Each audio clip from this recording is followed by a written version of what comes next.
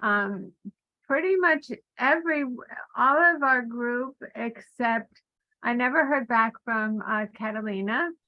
And I've had trouble getting in touch with Wanda Butts.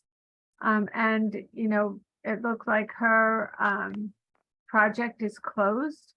And Yeah. I had read something that she had been sick.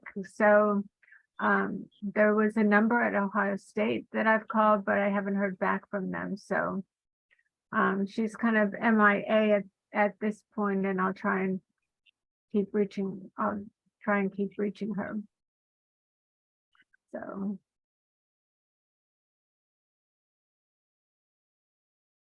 this is so fun. I'm so glad you were able to join us from far away.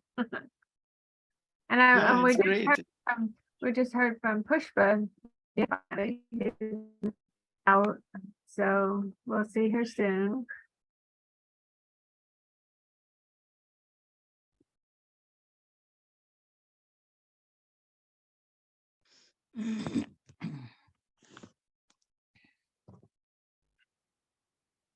Hi, Elizabeth. Hello.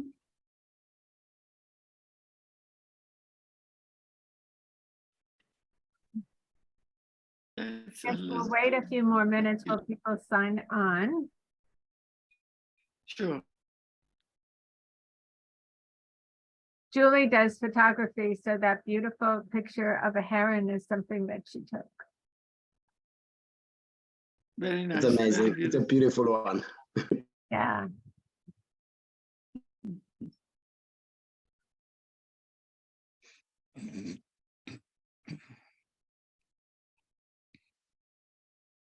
Here's Mary.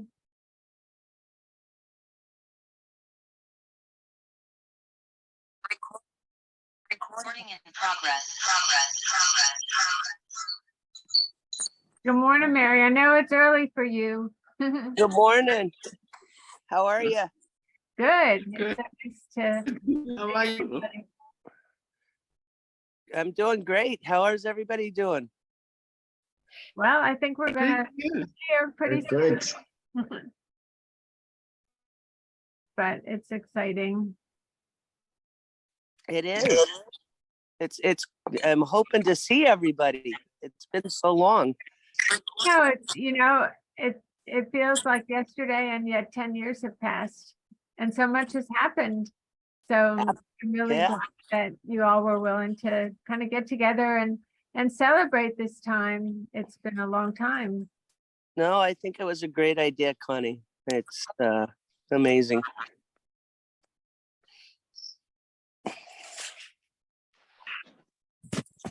Well, it'll be fun to hear from everybody and see faces, and at least for a little bit. Yes. And Sarah is on. She's Sarah Poole has helped put some web information together for us. So you'll be seeing that a little later. There she is. Good morning, everybody. I'm updating one thing for the Phoenix right now.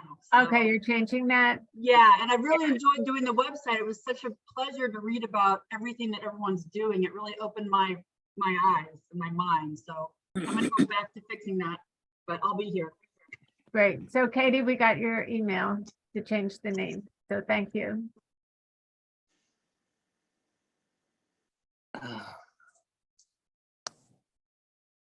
Katie, is Scott coming on? Whoop. Yes, yeah, he should be here any second. Thank you, guys. Okay, good. We'll wait a couple more minutes. We want to hear from everybody. So time is precious, that's for sure.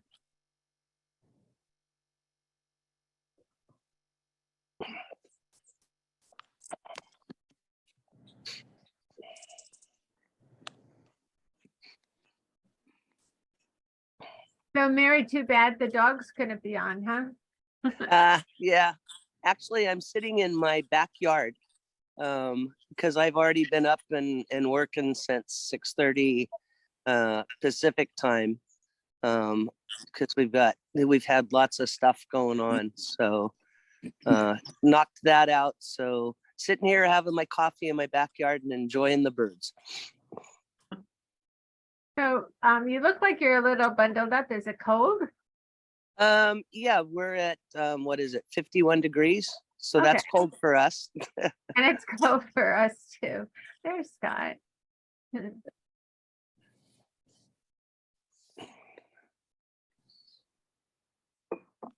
So we'll wait just one more minute, I think.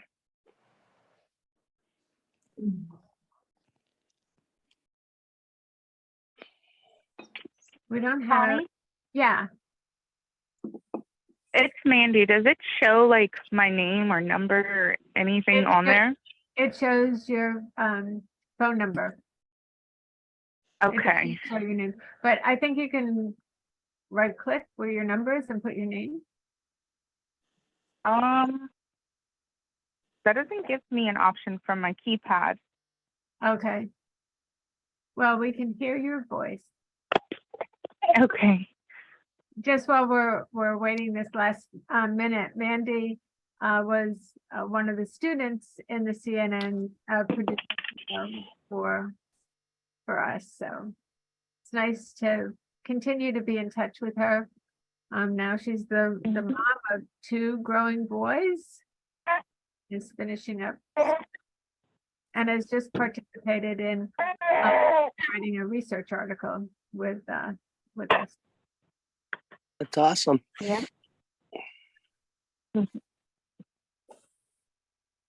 So I think since time is passing and out of respect for everybody's time, I'm sure people will continue to sign on. But I think that we should go ahead. And I just wanted to welcome you all. We're happy for AACY to be able to host this. Special thanks to Julie to helping to arrange the Zoom and getting you all the information, and Sarah for creating the webpage associated with this. And so just a quick synopsis. So with AACY, we formed a National Advisory Council. And so Sarah Poole and Marty Honeycutt are the co-chairs of that. And so Marty, who is in North Carolina, has agreed to be the moderator for us today. So Marty, we're very thankful that you are doing this, and Thank you. turn it over to you. Very good. Good morning, good afternoon, and good evening to all of you, because we have folks from different parts of the world at different times of the day. Speaking for all of us, I think we're all looking forward to celebrating a decade of service with each of the 2012 CNN heroes that are able to join us today. And we're excited to hear from each of you about your top 3 accomplishments over this past decade, and to learn about your future needs. Rather than going around and me introducing each of you, I think it would be more efficient if we just get started. So each of the heroes, as we come to you, if you could state your name, your organization, and your country, and then go right into providing your update and express what your needs are as well. What I would suggest is if you can do it in 3 to 4 minutes, and allow a couple minutes in case there's questions specifically for you. If we start running out of time, I'll probably table the questions until the end so that we can fit everybody in. So with that said, and the other thing that might be helpful is if you can mute if you're not presenting, and if you can go to the speaker view where you're able to see the speaker primarily and everybody else is just a little column, or you can mute your video as well. But if you don't, if participants, non-participants that are listening, if you can just mute while the speaker is speaking. Is that pretty clear? Yeah, and Marty, what I'm thinking, maybe the people who are CNN heroes keep on their video. That's a great idea. And so with that, I'd like to call on the person that's probably the earliest participant, and that's Mary Cortani, who's up early this morning, as she mentioned. So Mary, turn it over to you. Well, good morning and thank you. Again, Connie, thank you for putting us all together. It is it's an honor to be back with you, even if it is virtually. I think our group of CNN heroes was amazing. I am Mary Cortani from Operation Freedom Pause, and here we are 10 years later, back when CNN Heroes was filmed, and we were all together in LA. We were working out of a 5,000 square foot warehouse. And since then, in 2014, we moved on to a 4.2 acre facility where we have turned it into our training center. Back then, I think we had like 70 some clients. I'm honored and proud to say that we now have 506 clients and their families. We've, been out there fighting the fight every day. It's hard to pick 3 things out of the 10 years that are the highlights, because for us, every day is a blessing. But we've had further recognition. I hate this. I hated it when CNN, the heroes, but this year I received the California Woman of the Year for 2021 District 17 award. And I've kind of changed what we put on the website. The third thing that I think is amazing is that one of our clients, who's a veteran and first responder, just won the very first Visible Impact Award for Purina. So I'm heading out to Philadelphia to help him receive that award, and it means $25,000 for our organization. There's so much I could say, and I want to give time for everybody else. So I think I'll end it there.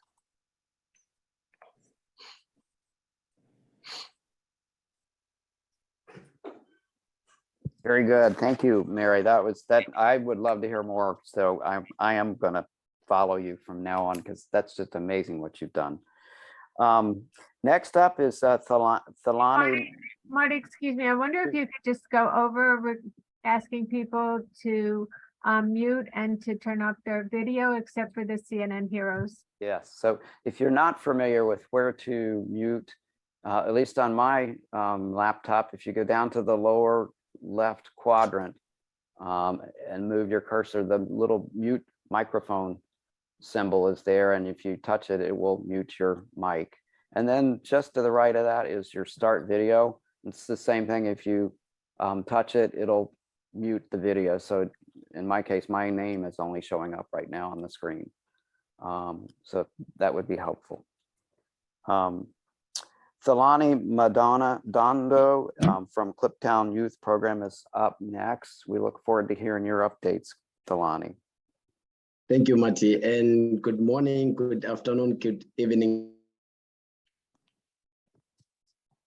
everyone. My name is Thulani Madondo. I'm also grateful for the initiative, Connie, that is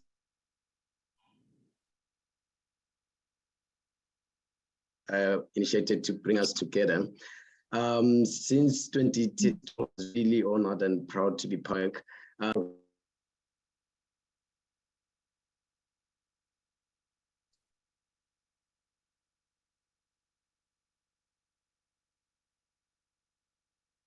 Thalani, somehow your mute went on, so we can't hear you.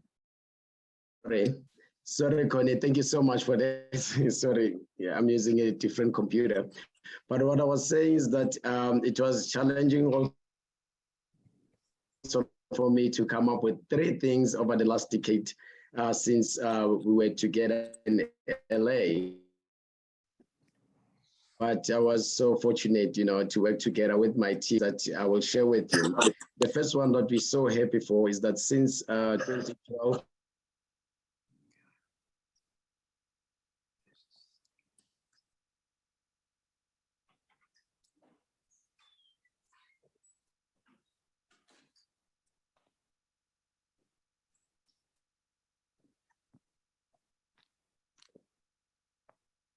one was the visibility within South Africa, because here in South Africa, we were really not known or understood of the work that we do. And thanks to the CNN Heroes, where we got an opportunity for people to really learn and understand about the work that we're doing, which is mostly to help young people to become the architects of their exit strategy from poverty.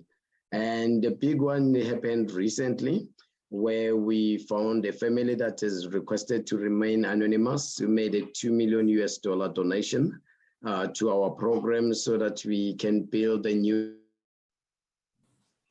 center.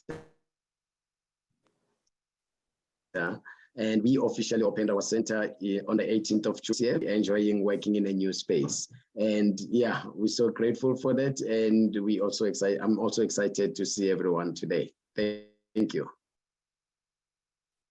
If anybody has questions for Thelani or Mary, you're welcome to go ahead and ask them now, or you can hold them. Since everybody's muted, it might be easier to actually do it at the end. But thank you, Thelani. So the next hero is Razia Jean. I think she said 8:30 in the morning there, or 8:30 in the evening there. Oh, at night. It's 8:30 at night. Right. Well, I'm so happy to see everyone well and alive. And I'm very happy that I'm alive under the circumstances of Afghanistan. But I'm really, really grateful. It's now 17 years that I opened the school, doors of the school. And the highlight really of this is that we have graduated, which was amazing, about 80 midwives from my high school. And then I had a program that they could become midwives. And I had 2 sessions, and we graduated about 80 girls that are midwives, and they are working in the community. That they were lacking of really the woman for them to go to a clinic or go to anywhere. But now there are a lot of these girls that are serving the communities that they are living in. And another thing is that we were very lucky that individual gave us $1 million. And we have built a beautiful elementary school with 37 classrooms. And right now we have 1,200 girls that are going to school. And also really due to the circumstances in Afghanistan, it's really very tough for women to, for families. Most of them are really right now unemployed. And so we are serving food to our girls who attend school every day. And also we provide for their families monthly rations like flour and rice and, few kind of lanterns and cooking oil, tea, coffee, or sugar. So I think this is a program that we are trying to help them. And also, I think the crises are such that the food program has to be really continued. There is no government really here. And it's so dangerous for me to come here because of Taliban. But fortunately, they have changed. They are much, I think they don't bother anybody, any woman. I can dress like this and come and go, which it's about an hour drive every day for me to come to school. And nobody stops me which is great, really something that I was very kind of scared that God knows what they might do because my face is not covered, my head is not properly covered, but they have not bothered me, which is great for me. And we are continuing to educate these girls.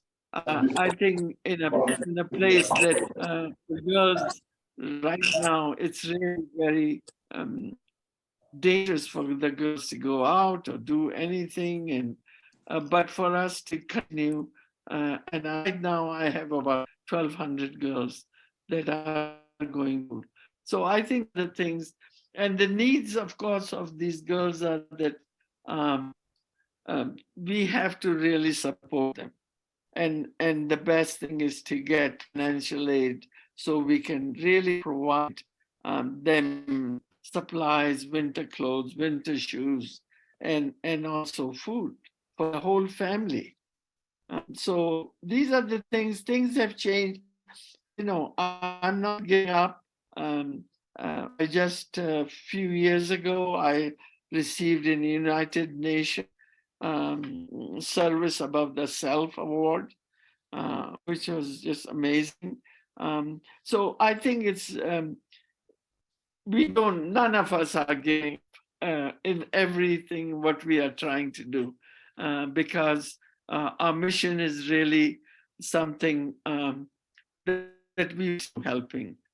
And I love animals, I love kids, I love old people, we all love. And that's why we are here and we are working with everybody.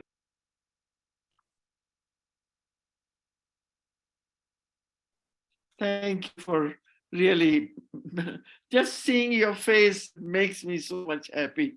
And it's just amazing to see you guys are doing well. And I know 10 years is a long time. And I hope that we will not stay away so for another 10 years because I might not be here. So hope to continue, helping each other and at least talking to each other. Or, yeah, so it's great. It's great. Thank you. Thank you, Razia. That's just an amazing updates. And while it sounds very difficult what you're doing, the growth that you've demonstrated and the opening of the elementary school are just amazing. So thank you so much. Our next hero is Leo McCarthy. If Leo is on. Can you see me? Can you hear me? Yes. Great. Can you see the video? I don't know. I might have some video difficulties. Yes. Can you see me? Hey, Scott. Hey. I can talk and you're a much better face than I am, so I'll just be the voice behind your good looking face. How's that sound? Well, thank you, everyone. Connie, thank you so much for being so helpful and persistent on my end to be on this. Now you know what my wife puts up with. So thank you so much. I'm really excited about this. I get the same feelings that overwhelmed me at our first meeting at that get together and then meeting all you people. It's such a great feeling and it's unbelievable. It's been 10 years. Since CNN, I have been very fortunate to talk about every one of you. When I talked presentations about 50 high schools across Montana, Spokane, Washington, DC at MAD and at their convention. And I annually go to New York and I try to sneak into the CNN meeting as a seat filler. So I do that. I try to keep in touch with CNN that way. CNN Heroes has turbocharged my whole outlook in my business. Since then, it has helped my scholarships exceed that I'd ever thought it was possible. Since then, we've given out 401 scholarships to brave students who probably would have not drank in high school or took drugs, but now they have a coin to say they did it. And since then, we've given out about $401,000 in scholarships to youth that go to the military, trade school, and college. And it's been very rewarding. It helps on the anniversary, and it's really just a breath of fresh air when I think back about all you guys and how fortunate I sat with you guys and cried and talked and laughed. Since then, I finally wrote a book. And the reason why I wrote this book is like, it was like something between my two in my soul that I had to get it out. And it was really weird going through all those notes that I made when Mariah was murdered by the drunk driver. And it's weird revisiting it. And what I really enjoyed is talking about the greatest honor in my life, next to my family, my kids, is CNN heroes. So I'm very fortunate to stand on your shoulders and CNN shoulders, and I really appreciate it. And I look forward to more meetings like this. I do have to apologize. I have to jump off at 9:30. Had something uncontrollable occur, so I apologize, but hopefully this is recording so I can hear my heroes' updates. Well, Leo, we wish you continued success. I did want to give you a chance if there's any particular need that you might express to the group that we can be supportive of. Just, keep in touch. I follow you all on social media, and I cheer when you guys cheer. I definitely drop a tear when I read your stories, and I drop a tear of success of all the great things that you are doing. And like I say that, they say don't ever meet your hero because you'll go away disappointed. I have never been disappointed with meeting 9 of you people, and you all still are my heroes. Outstanding. Thank you, sir. Thank you. Back at you, Leo. Good seeing you, my dear. And we are recording this, Leo, so that recording will be made available later. Thank you. And thank you so much, Connie. I really appreciate what you've done this. Well, thank you. It's so good to see everybody. I can't stand it. You too. Yeah. Our next hero is calling in from Nepal, and that's Pushpa Basnet.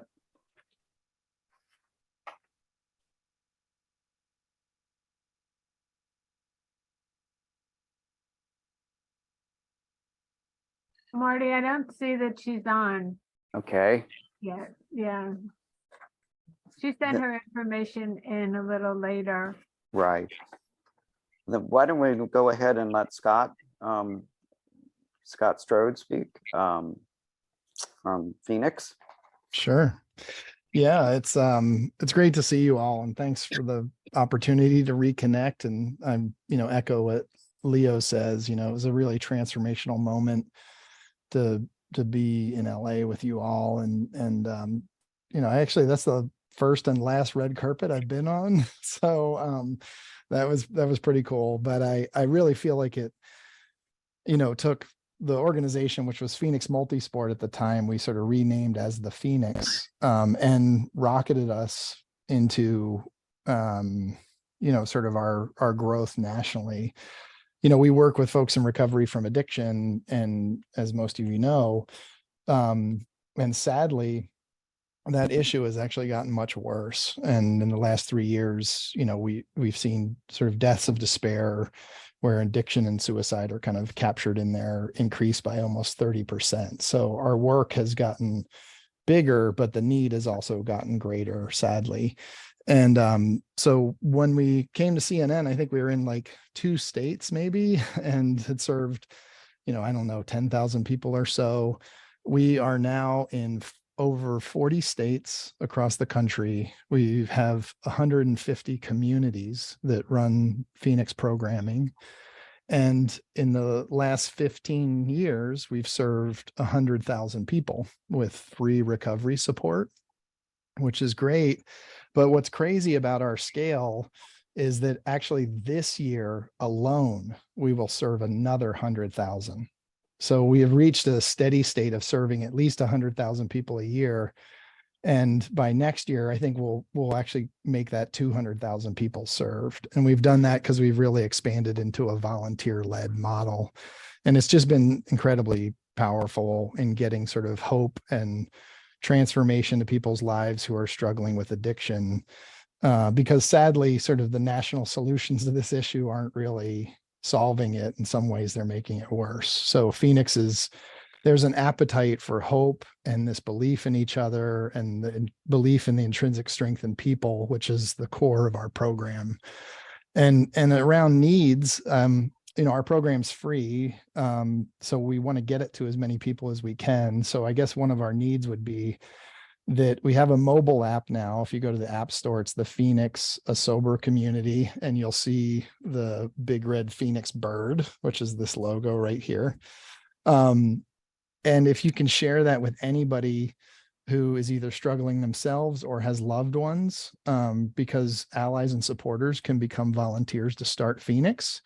And all of that sharing of that mobile app and getting the word out will help us reach our goal, which is to serve 1 million people with free recovery support. So we think if we do that, we'll create a critical mass that'll start changing the way the country's approaching that issue. So it's, that's the fire hose version of the update, but it's great seeing everybody, and thanks for organizing this. And it's one of the special moments in my life was sharing this experience with you all. Thank you, Scott. I do have a question. I'm wondering, and certainly all of us in some way or another have seen an increase in suicides and death and drug use and fentanyl. So if you could identify one thing that has been most effective, what would you say that would be? Well, I'll answer that by talking about the problem a little bit more, which I think is so often we're treating the symptom of substance use, the actual act of addiction. And rarely are we going to the source to start to understand why. Why is there so much pain? Why are we trying to numb it? Why is suicide seem to be an option for folks? Why aren't we getting to that underlying issue, which I believe is sort of adverse childhood experience and experiencing trauma early in life? And then you're left with this pain you're trying to numb. I think going after that is really the solution. But I think, if we understand adverse childhood experience and trauma, we can actually build the opposite. So disconnection, isolation, pain, going inward, sort of self-loathing, self-esteem wounds, all those things, we can create the opposite. And I think to do that, we have to create a container that is psychologically safe, that's nurturing, supportive, and then a space where you're believed in, even if you don't yet believe in yourself. And as soon as you own that belief, you then pass it on to the next person. So I think it is meeting people where they're at, loving them for all the parts of them, even the difficult ones. And that allows them to start letting go of some of that shame. And then they can start helping lift others. I think the solution to the addiction crisis and all these other sort of mental health ones lie within the people that are experiencing it today. We have the ability to be the change agent that can sort of reverse the tide of this issue. So. Wow, this is Marty, Todd. Scott, that was moving just listening to you. I think you're ready to write your book, if you haven't already. I do have one question, and that is, does your website also include which states you've already formed affiliations in? Yeah, it does. It's the phoenix.org. And if you get our mobile app, it'll geolocate you and find the Phoenix events that are near you if you turn on that feature. Excellent. I will be tapping into that for North Carolina. Great. We have Very some good stuff there. Our next hero is Dr. Maryse Nizan, and she's presenting for Maya Villard Apollon from Haiti, and she's speaking from Chicago, I believe.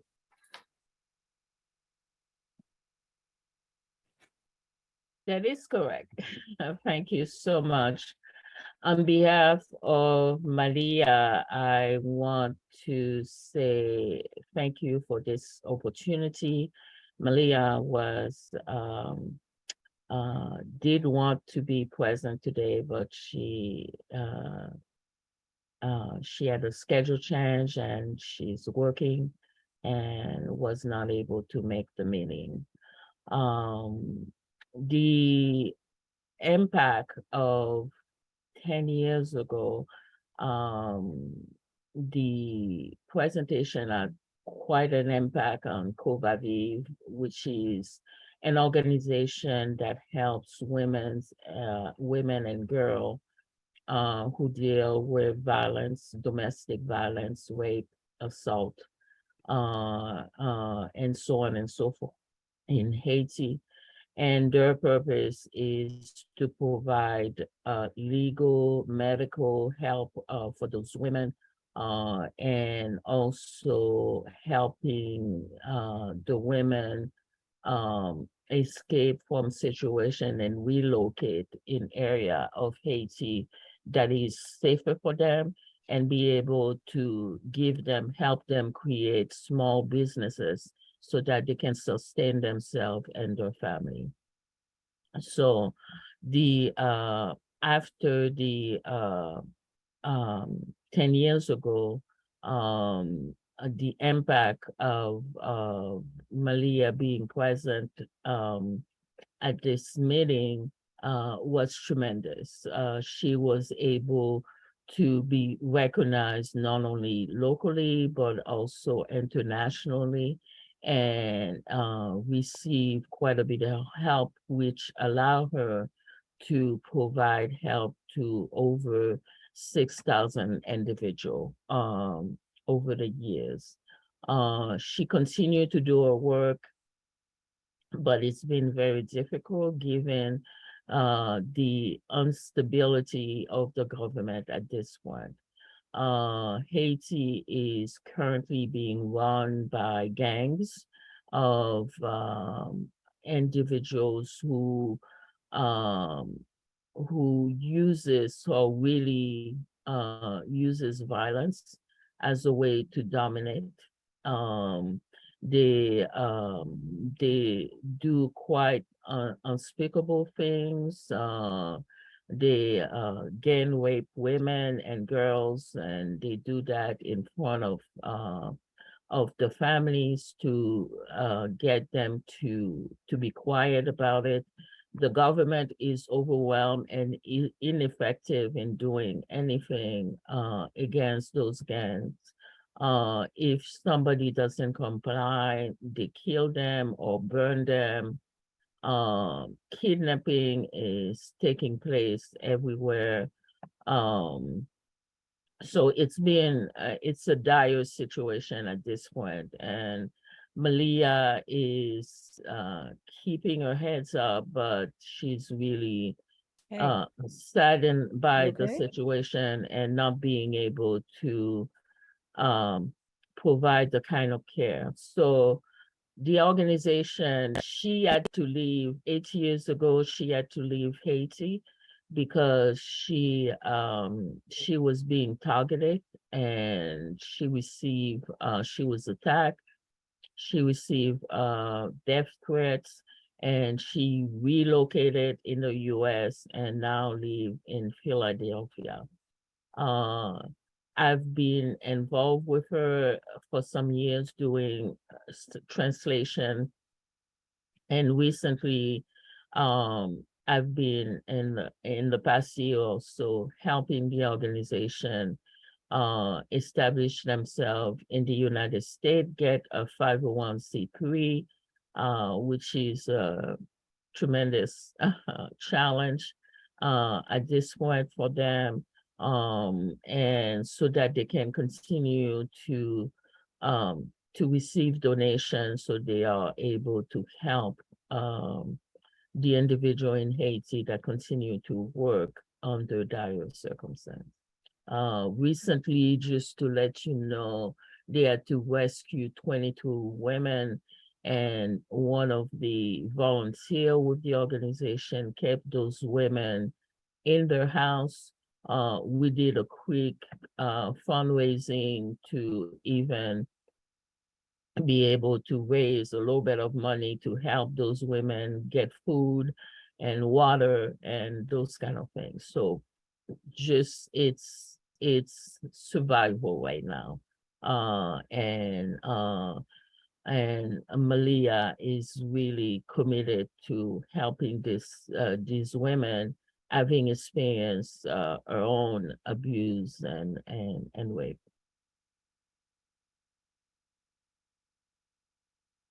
And so just to comment, one of the challenges I think people in the United States, and I'm just generalizing, is the concern that if donations are made to people regarding Haiti, that it's not going to get, or things sent, that it's not going to get to where it's supposed to go, that we've heard so much about things being taken or people being robbed. And, you know, I don't know if there's a way to assure people who may, you know, want to help support this work, that it will in fact get to the right people. Well, this is what we're working on. Temporarily, the money are being channeled to Malia, and she keeps an account. We now have are establishing a board of director here, so we can keep some accountability of the monies that are being received. In the meantime, all monies that have been received by the organization is accounted for, and a summary of how the money is spent is kept. So Malia is very very intentional about that, and kind of breaking the sad reputation that a lot of people in Haiti are suffering as a result of not being able to receive money to help defray the crowds. Because I'm the president of the new president of the board, and working with them on getting all these legalities taken care of. So it's a task. And she's working as soon as possible, but because of the organization is known in Haiti and is the only one that offers the kind of services that for women and girls, there's a lot of demand, and the women are flocking and overwhelming the workers in Haiti with demands that they cannot fulfill. But they try to do their best. They invest their own money, as little as they have. We've had personal fundraising at the last minute where we send our own money to help those women. Thank you. Yes, thank you very much. So last but certainly not least is our own Connie Siskowski with the American Association of Caregiving Youth. Thanks, Marty. And I know Pushpa had wanted to join us, but I don't know what happened that she's not on, but she did send a little summary that she continues the work in Nepal, and has started working with juvenile correction homes. You know, she in her original work had started to work with children who were in jail with their parents, that the jail was keeping the children and their parents together. And so she created the opportunity for them not to also be in jail. So somebody that we've really admired through the years, and you know, like many of us have risen to the challenges. And for me, it's so interesting that people remember if they meet me and they say, oh, you were a top 10 CNN hero, or you know, I voted for you or whatever. But with our work with children who are family caregivers, it's really been like it's been hard for people to understand that children are really doing this. And it's so off of the radar screen that first we really had to create the bridge, and we're still doing that to raise awareness, because, you know, it's like out of sight, out of mind. The first film that CNN did was called Behind Closed Doors. And that's really what happens, that the work of these children who still are in school and needing to learn is behind closed doors, so nobody sees them. You might see somebody push a child push somebody in a wheelchair, but there's no thought process about what happens when they get home and the responsibilities of these children. So it's since CNN, we did receive some seed money to begin the Caregiving Youth Institute. So we've held 4 in-person conferences, as well as one virtual conference, and we're getting ready to plan for maybe a half-day virtual conference in the near future. And at the same time, we were able to create a Caregiving Youth Research Collaborative, because now, as people are paying more attention to this population, it's important to not only be able to do research and support them, but there is definitely more interest. And I can see one of the people on our call is Melinda Kavanaugh, who has done a lot of disease-specific work with these children and created programs to support them. Since we began, which was the working with children, which was in 2006, we have assisted about 2,100. And it's not just a one-time thing, but it's throughout the calendar year. And we help the children and their families in school, out of school, and at home, so that they can have academic as well as personal success. And so the population that we deal with is primarily financially insecure, and many are minorities. And when we look at the graduation, the overall graduation rate in our county, which is the 4th largest school district, for that particular population, it's about 75%.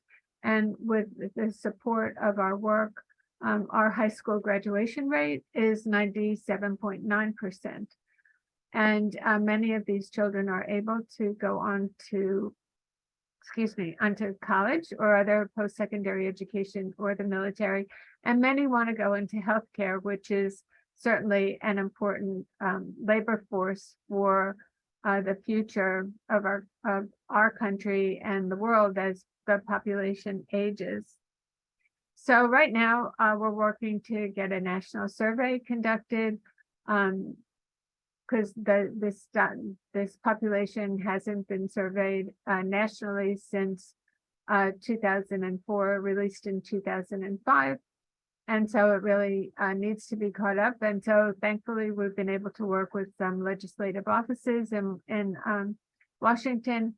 And actually tomorrow, a resolution will be released naming Caregiving Youth Week, the first time ever in our country. So, you know, we talk about government being slow. Well, it seems like this snail is a really slow snail, and it's really with only with the help of so many of our staff and volunteers and advisory councils and others who have become interested in this work that we're able to make some progress.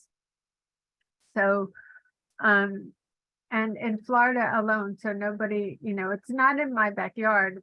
Where we began was in Boca Raton, where our headquarters is, and that people have this idea that Boca Raton is, a fancy area, and nobody believed that children were actually being caregivers in Boca Raton, but they are, and they still are, and we're still working with them. So right now we work in partnership with the school district, and we work with a school program in about 35 middle and high schools.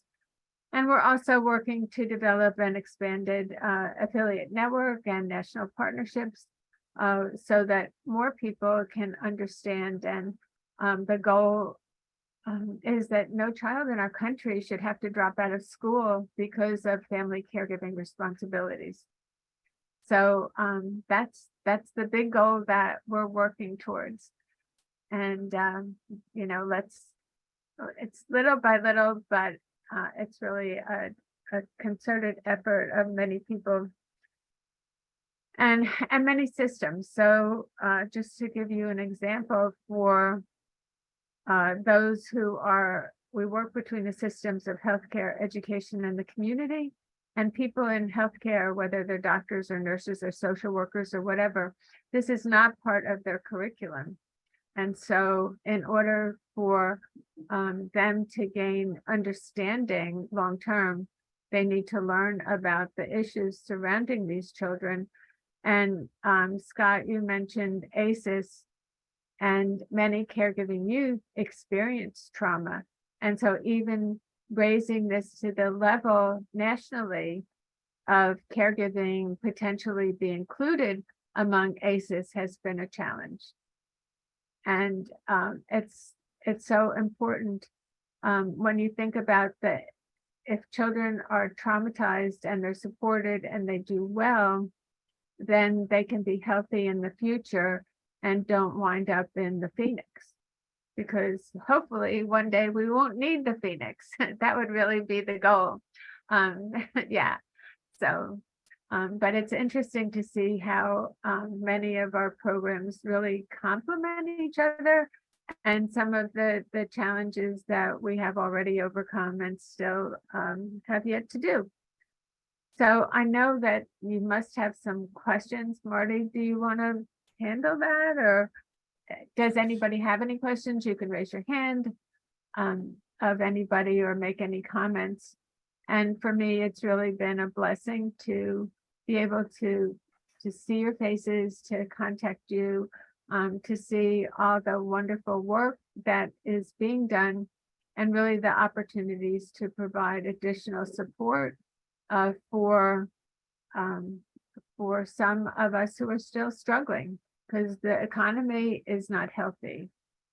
And so it trickles down to the families and the really basic needs, like Razia said about, you have to feed the people to have the basic needs met in order for them to learn. And so we work at that level too, because when you're under stress, you just can't learn. This is Marty. I think some of the things that come to mind that are very relevant is when I look at the needs that are that each of our heroes has pointed to. I think there's some common ones, which is everybody has a need for increasing awareness. I think Thalani had a very interesting one, which was turning our networks to actual resources for the organization. And when I think about what I know of what we've done with AACY, I think that's an area where we're really starting to build on.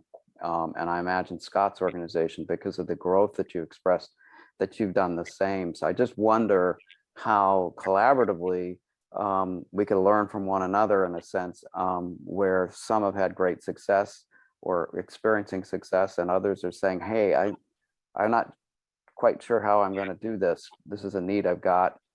And how do you help one another in that way going forward? Just a thought. Comments?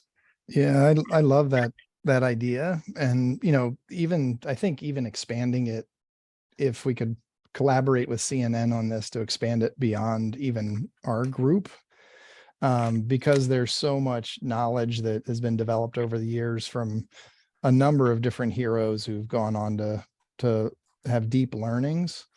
I think you could even do like a quarterly session where we pick a few topics that seem to be the biggest challenges facing most groups. We can survey that and then have some sort of subject matter experts from existing heroes be willing to come on and share how they learned around that issue and what they did to solve it.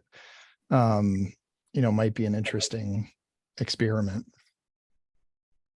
Yeah, Scott, I want to, you said it, and what you said earlier, and I think it's the theme across all of the heroes that have been here today, the mental health aspect, right? We see it every day, and as a society, we do not address it. And with what Connie's doing and Raja, yourself, even ourselves, right? It's something we have to address every year, or every day with everything that we're doing. And I love the fact that we've come together, we're catching up, and I agree. I think we can collaborate, and there's a lot of areas that cross over. Anyone else have thoughts on that? Yeah, the value of having a dog, and it's kind of like caregiving. It's a two-way street. And I just admire all that you've done, Mary. Thank you, Connie. There's so many overlaps. What we see on our client side, because 80% of what we do is with veterans. The other 20% is made up with first responders, children, and then non-veterans. But all of them, there is a caregiver in the picture. And the secondary effects of the mental health and the trauma. So, the dog is the bridge for us. And I believe, Scott, you can jump in here too, but the exercise, the mindfulness, all of those things, we just need to be kinder to each other, I think. So, but thank you, Connie. Thank you for those kind words. The other observation that I make is that some of you have had some outstanding accomplishments, and you're rather shy in bringing it up. But I think you need to be proud of them, and they speak for your organization. So I wouldn't hold back. Like Mary being named the Woman of the Year and for the 17th Senate District of California. I think that's amazing. She didn't mention it, but I will. Way to go, Mary. Any others have questions? As Connie mentioned, we want to hear your questions or thoughts. We've got a couple minutes left.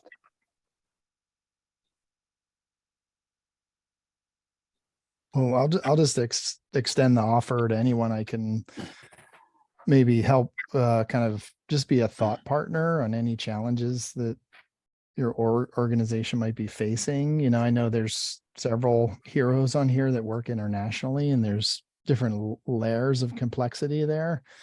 And not that, our organization is in Canada and the UK, but it's a little bit different. So I think, just any time you need a thought partner, or, anybody can reach out to me.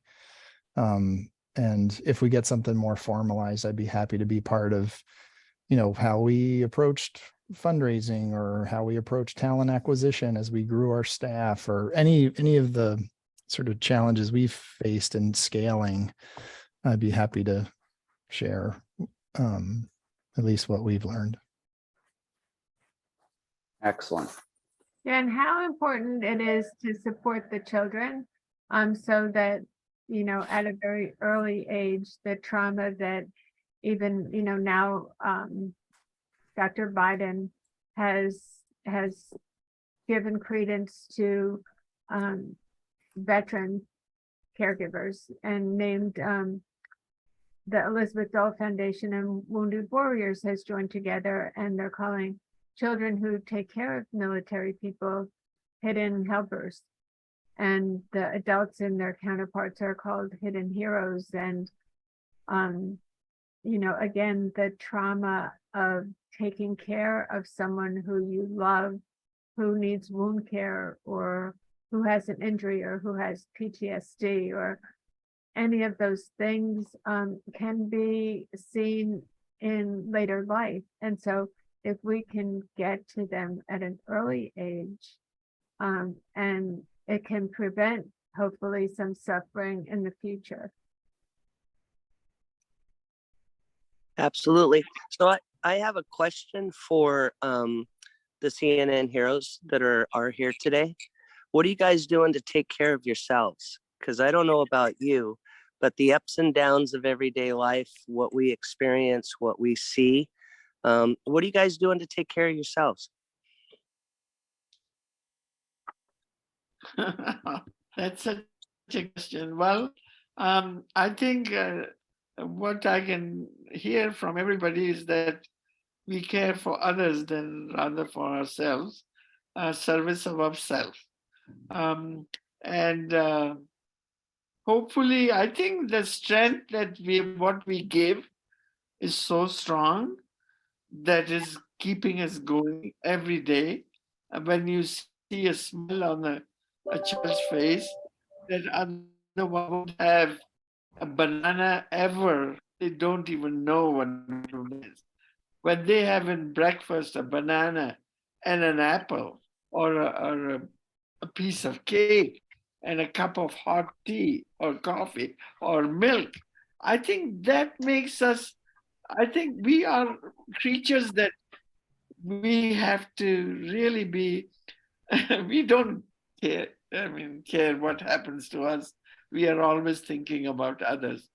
And I think that strength keeps you going because you're so much positive that it really doesn't matter what happens to you. You just, you're thinking of others. And I think that's the best quality of all these heroes for years that have been recognized and not recognized. People that care for people, people that have a golden heart. And I think that matters a lot. Yeah, seeing the transformation of lives is certainly energizing. I practice daily meditation as a way to process all of these, all the things that I see other human beings face, and the evil that people do to each other. So that's my way to center it. And also I walk in nature. So that helped me gain perspective. Yeah, great question, Mary. No surprise. I go to a Phoenix workout for myself. So one that I'm not working at, I'm just there to be there for me. And then to spend time with my family. I now am a father and have a young son and a baby on the way. So the idea that I get to interrupt the generational transmission of some of that pain is really exciting to me. So I get recharged being with them and my wife. So that's my self-care. And I do have to go, but it's been great to see everyone again. Yeah, I think our time is about up, but I can't not also mention that, prayer and faith have really been important in my life. And I do lead an online Bible study that helps to center me each week. Well, I hope that we don't wait 10 years to do this again. We can't wait 10 years. we may not have 10 years to wait. But, I think we should take the opportunity to get together again in the near future. And, Absolutely. thank you all. All right. It was great to see your faces. And on that note, I'll give you all an applause. Thank you, Marty. Thank you, Thank Sarah. you. Thank you, Julie, for all your help with this. Take care and let's be to be continued. Yes. Thank Bye-bye. you all. It's wonderful. Thank you. Bye-bye. Bye.